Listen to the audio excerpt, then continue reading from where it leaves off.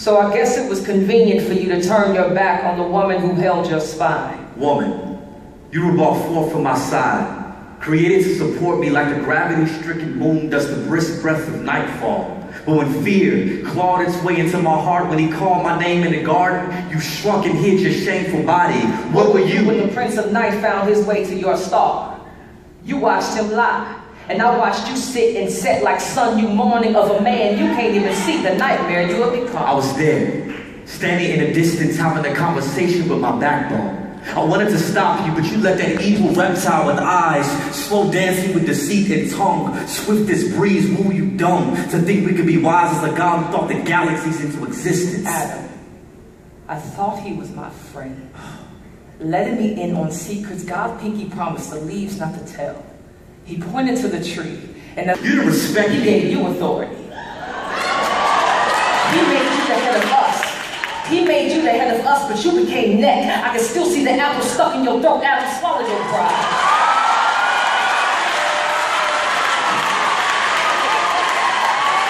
You were supposed to leave me, yet I am to blame. Your wife, your Eve, the one who was now shamed once beauty, the moment you saw her breathe. Maybe I should noose a ribbon around my neck, make a skirt of wrapping paper, stuff my natural naked chest with leaves. Maybe then these bones will be enough gift for you again. This flesh enough body for you to bathe in the day. You will move God from your soul. Indeed, your nest of his glories. The day you begged me to take his place, fill your voids, become this image of perfection to satisfy your insecurities. God forbid our sons go treating their sisters like cemeteries, sacking their bodies and bones in a closet to where it's one flesh every time they want to feel alive. Eve, please understand that you further prove my point. That prideful organ brewing beneath your breast beats with no submission for your husband. And for this, your future daughters will not be quiet, gentle, but some will be loud as nagging crows, scavenging on the dead earlobes of men.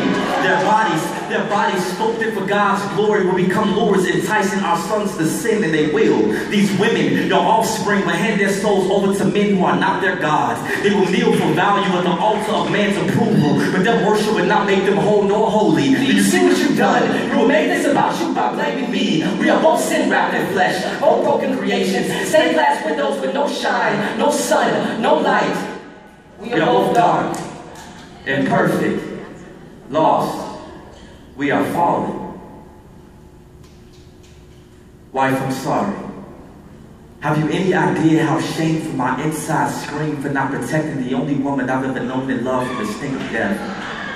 I feel like a lonely grave, wallowing in the walking coffin of a body, waiting for a voice louder than my fears to resurrect the scared corpse of a man I buried 6 feet under guilt.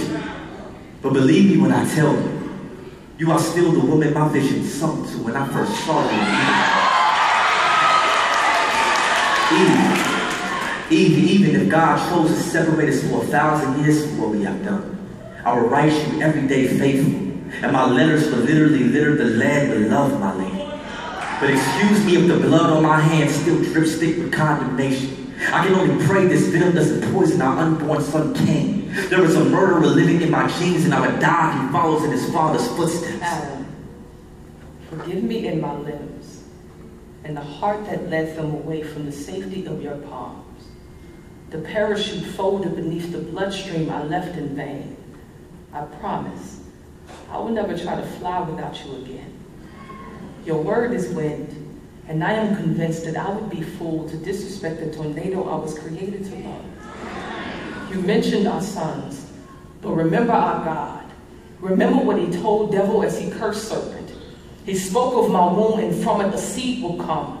The devil will strike his heel, but our seed will crush his head. Yes, we are dying, but one day we may rise from the dead. We are not hopeless. Mercy has its sight set on us sinners, and his source is our God. He will rescue us out of the sea of sin, like hands beneath a drowning soul. A rainbow before the lightning bolt speaks. He reigns when the clouds crack their shell. Our God will appear and show us his yoke is easy. A light too mighty for anything pitch black to trap our backs back behind that cage we crave. The way of escape is near if we wait with hope, nailed to our faith. The truth cross-stitched to our burdened bodies. The life stretching like the arms of an horizon, rising for all to see. The sun still lives. Eve, forgive me. Adam, forgive me. God, we tried to be our own God. Please forgive us.